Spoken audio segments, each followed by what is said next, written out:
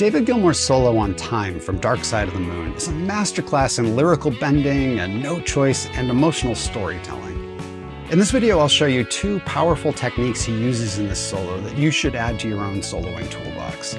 With these tools, you'll be able to target chord tones with expressive bends on demand, and you'll be able to play melodically on one string while still targeting chord tones.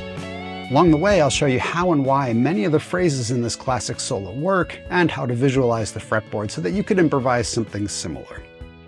Welcome to Fret Science. My name's Keith, and this channel is all about making improvising over chord changes easier by providing better mental models and visualization techniques. Improvising doesn't require as much scale and arpeggio memorization as you might think, and I believe it's something that any guitar player can learn how to do. So let's dive in. We'll start with the harmonic foundation. To really understand the notes, we have to understand the context. This solo has two sections. There's a minor sounding verse section, and then there's a chorus section that feels like the sun breaking through the clouds. If we mark all of these chords on a cycle of fifths chart, we can see that they fill in three adjacent wedges. And anytime that happens, it means that all of the chords come from the same key. Whenever you see this pattern, the major chord in the middle of the wedge gives us the name of the key.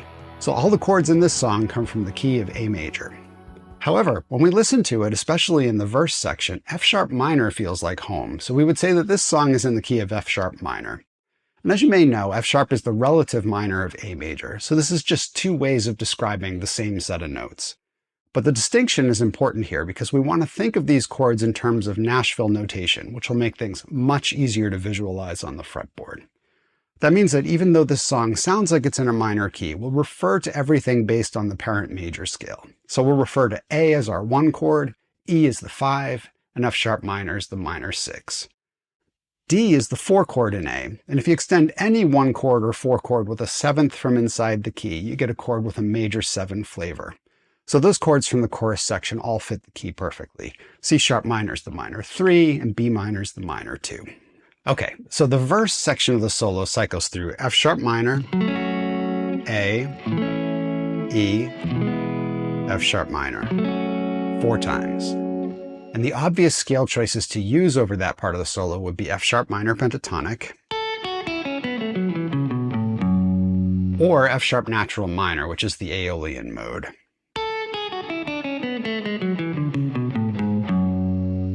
The notes of both of those scales are in the key of A major, and we can think of the Aeolian mode as adding 2 notes to the minor pentatonic scale.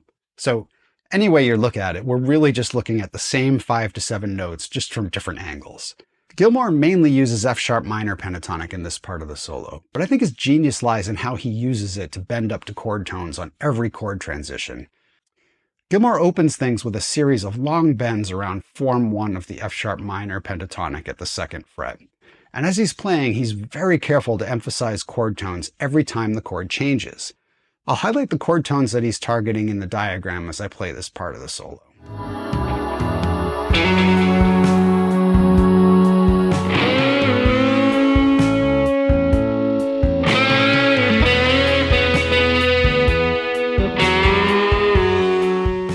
It's not that hard to improvise these kinds of lines if you visualize the fretboard in the right way. If you haven't seen my visualizations before, I break the 5 standard pentatonic fingering patterns down into 2 smaller patterns that repeat across the fretboard. The red one I call the rectangle, and the blue one I call the stack.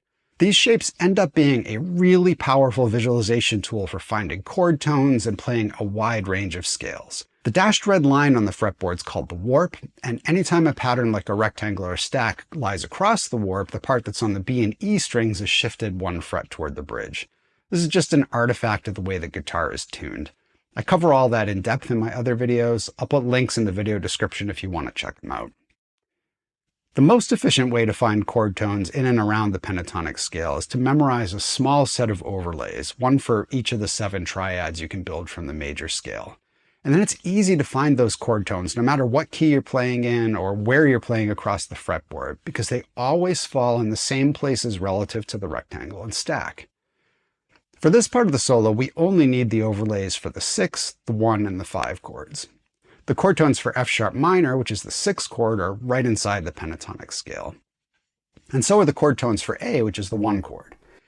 E, which is the 5 chord, has one note that isn't inside the scale, but it's right nearby.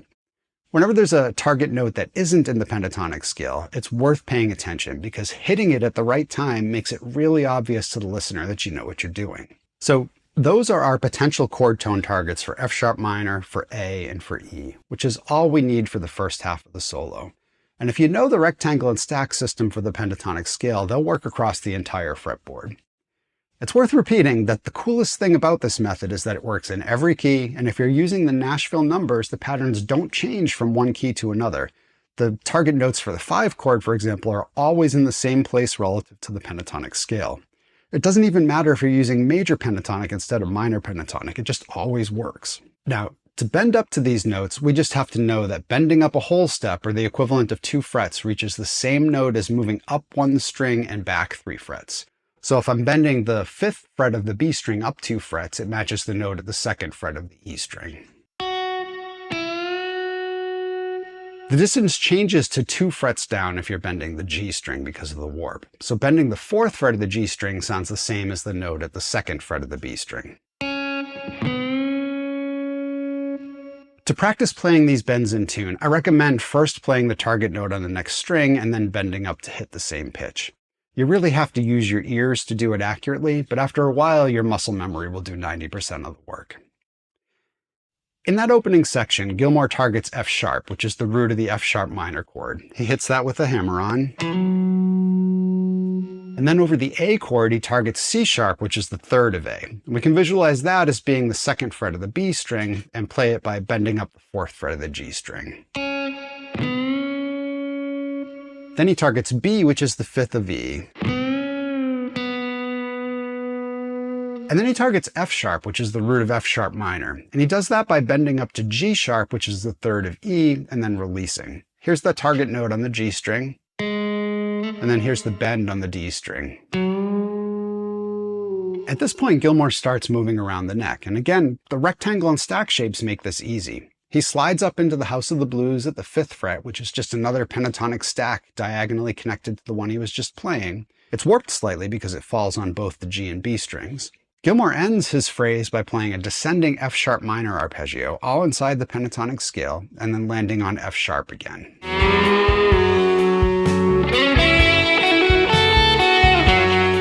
For the second pass through the chords, he starts out similarly, starting with the F sharp he just landed on and bending up to a C sharp over the A chord again. And then he slides up to a 6th interval at the 9th fret.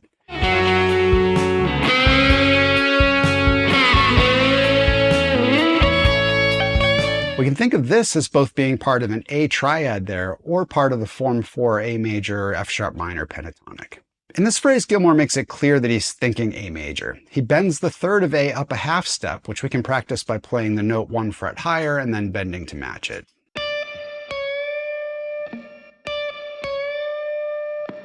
We can visualize the notes of the A major or F sharp Aeolian scale by adding 2 notes inside the rectangle like this, and 2 notes around the stack like this. And again, this works in every playing position.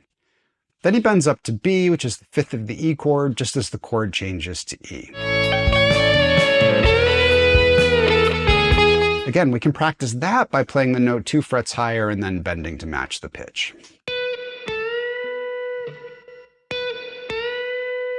From there, his melody also emphasizes G sharp, which is the 3rd of E, before bending up to A and then bending to F sharp, just as the chord changes to F sharp minor.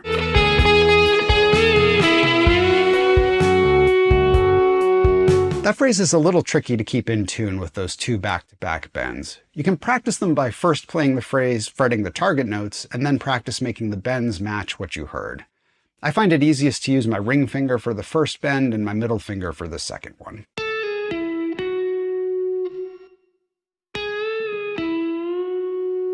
For the 3rd cycle, he moves up to the 14th fret, which is a repeat of the form 1 pentatonic. He starts out with an F sharp minor arpeggio, which we can visualize inside the rectangle and stack using the minor 6 target notes. That first big bend is bending up to the F sharp root. He moves around the pentatonic scale and bends up to the 3rd of the A chord.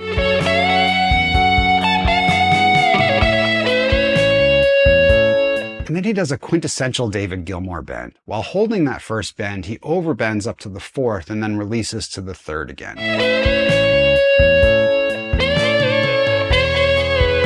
We can visualize those notes here in the rectangle.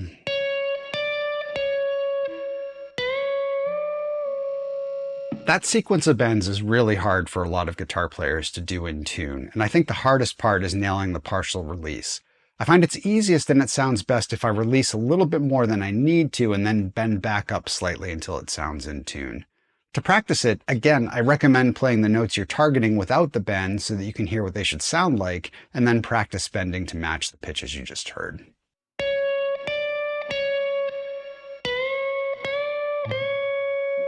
Again, over the E chord, he targets the fifth, which is a B note, and he lands on an F sharp when it transitions to the F sharp minor chord.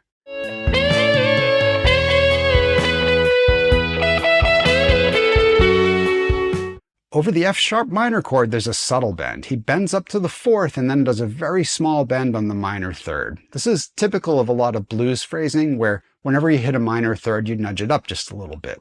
It's not quite a half-step bend up to the major third, but it's just enough to bring it into the gray area between minor and major.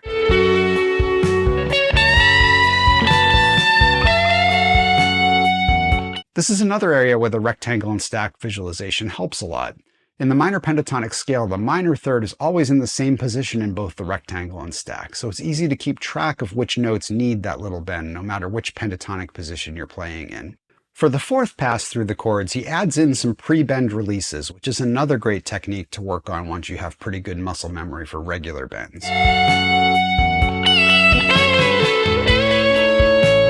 With those, you bend up silently, pluck the string, and then release the bend. He does two of them in a row here. And again, you can practice these by playing the target notes without bends at first to hear what they should sound like, and then practice making the bends match those pitches.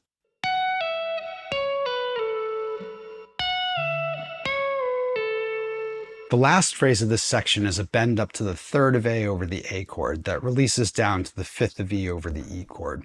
And he plays an E major arpeggio in the familiar D chord shape and slides up to the F sharp just as we hit the last F sharp minor chord. He ends the phrase by walking down the pentatonic scale to a C sharp, which is the fifth of F sharp minor.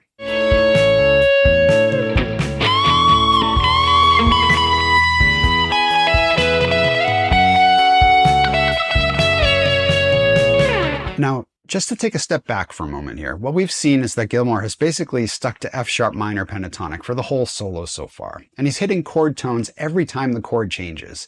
He's working his way from the nut all the way up the fretboard. The chorus section alternates back and forth between D major 7 and A major 7, and then transitions back to the verse by cycling through the other chords. We can still think of all of this as F sharp minor, but the feel here is different. The emphasis on the D major 7/4 chord gives it a Lydian flavor, which is partly why it sounds like the sun breaking through the clouds. Lydian's the brightest sounding of all the major scale modes, and often when you emphasize the 4 chord, that's the sound you get. We could switch to the D major pentatonic scale or the D Lydian mode here, and of course, all of those notes are also the same as the key of A major, so we wouldn't be changing keys so much as changing which notes inside the key would be emphasizing. Gilmour does start out with D major pentatonic in this section, but then he makes a surprising scale choice that's a lot less obvious. And I'll come back to that when we get to that part of the solo. He starts in form 4 of the pentatonic with an arpeggio that slides up to form 1. And then here he switches gears. For the next part of the solo, he uses E major pentatonic over the alternating D major 7 and A major 7. E major pentatonic is a surprising choice at first, but it's actually really smart if you dig into the music theory a little bit. We're still in the key signature of A major, and inside the A major scale, there are 3 major pentatonic scales, A, D, and E. It turns out you can use any of them for this part of the solo, as long as you emphasize chord tones when the chords change. The reason E major pentatonic is the surprising best choice is that it's the only one of those 3 scales that contains the G sharp note. If you remember, I mentioned that the emphasis on D major 7 in the chorus gives it a Lydian feel. The characteristic note of the Lydian mode, the note that makes it sound like Lydian, is the sharp 4. And in D Lydian, that note is G sharp. So it's counterintuitive, but E major pentatonic in this part of the solo is what allows Gilmour to give this section a Lydian feel. He goes for it right away, targeting G sharp over the first A major 7 chord. G sharp's the natural 7th of A major 7, so it's actually one of the chord tones. Then he slides down to E, which is the 5th of A major 7.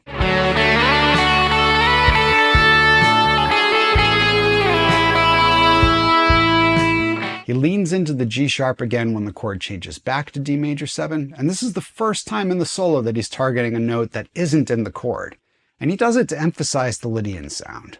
Then he tags F sharp, which is the 3rd of D major 7, before landing on C sharp, which is the 3rd of A major 7.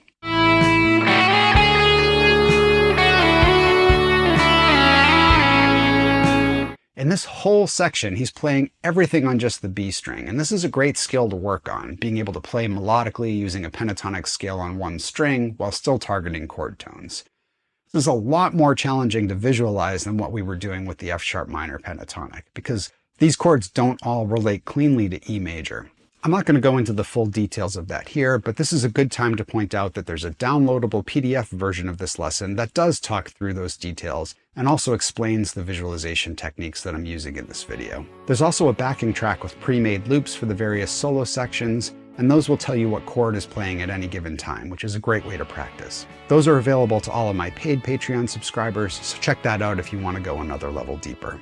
Gold and Platinum tier subscribers also get access to my complete Improv 101 course, which teaches all the music theory and visualization techniques you need to learn to improvise melodic solos over chord changes. And I want to thank my Gold and Platinum Patreon members for sponsoring this video. Their support makes videos like this possible. If you like this kind of analysis, definitely check out the Fret Science Patreon. Now, to play a pentatonic scale along one string while also targeting chord tones, we need to combine those two things. First, we need to be able to visualize the pentatonic scale on one string and play melodies on it. The pattern's pretty simple, and the major pentatonic root is easy to find. It's the lowest note inside the group of 3 notes separated by 2 frets. So for E major pentatonic, that note's at the 5th fret of the B string. The other thing we need to visualize is triads. For this part of the solo, we only need to be able to find the notes in the D major and A major triads. So if we look at the top 3 strings, each of those triads has 3 fingerings. In this case, the chords are major 7s, so anytime we see a root, we could also play the note 1 fret lower as a chord tone. It takes some practice to become aware of when the chord change is about to happen, and then find a nearby chord tone from the upcoming chord and land on it at the right time. I highly recommend learning the names of the notes on the top 3 strings, and I also highly recommend learning the 3-note triad shapes there as well. I don't often recommend memorization, but this stuff just makes everything easier in the long run. I have videos on both of those topics linked in the video description. If we put those visualizations together, we can play melodically on one string but still hit chord tones on demand. So here's a really simple example of what that sounds like using E major pentatonic.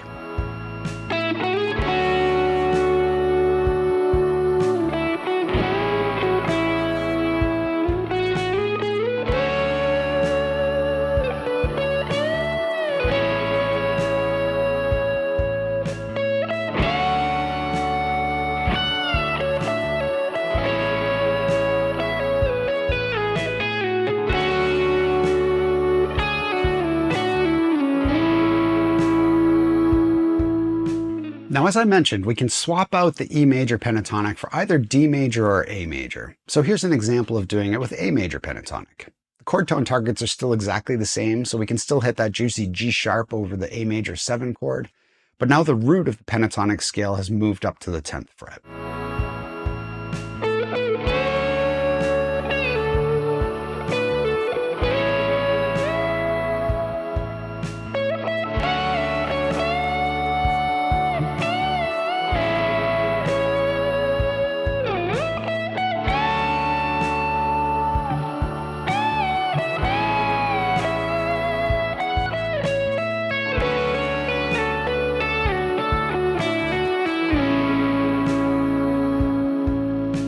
At the end of the solo, Gilmour returns to the 2nd position in F sharp minor pentatonic, just like at the beginning of the solo.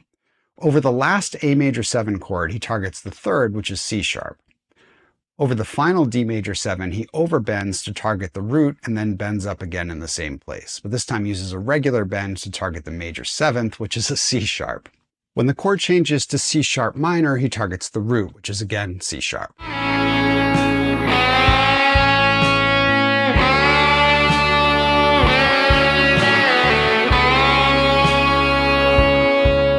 Over the B minor chord, he targets the root again, B. And then finally, he plays a little fill that would work on any major triad, landing on E over the major chord.